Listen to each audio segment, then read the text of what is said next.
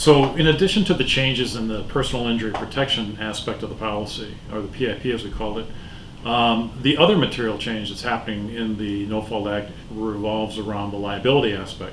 Now, part of that took place actually already in June. The rest of it will take place in July of 2020.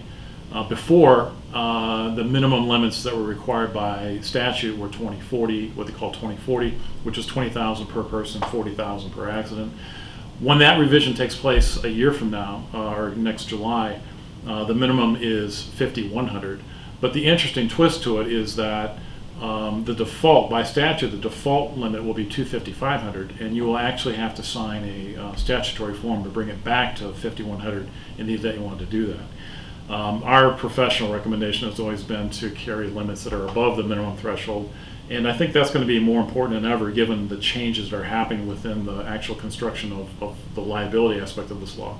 Now, one minor aspect that has changed is the mini-tort, or what's called mini-tort, and that's coverage for damages to vehicles that do not have physical damage coverage.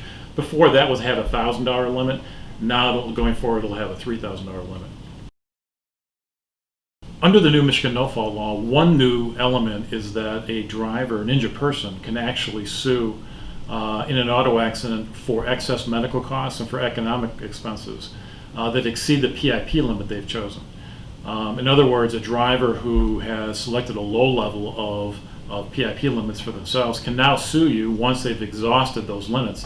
Now, this new change materially affects and increases the liability landscape compared to this old system.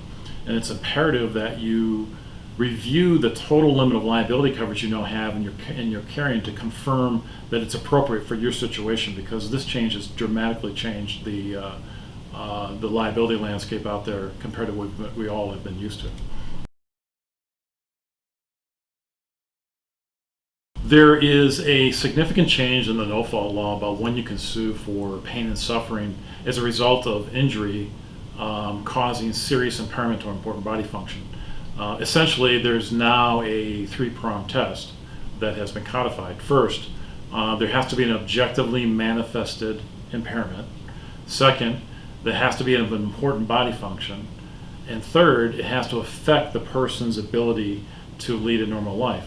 Now, there's no requirement as to how long that impairment must last, and each case is dependent on the facts and circumstances of the individual. As a result of that, when you take it in its totality, the whole test is very subjective. And we believe that as a result of that, we're going to see an increase in auto liability litigation. So as you can see, the changes to the liability aspect of the no-fault law brought about by this reform are significant. Our team here at Mason-McBride will help you navigate through those changes.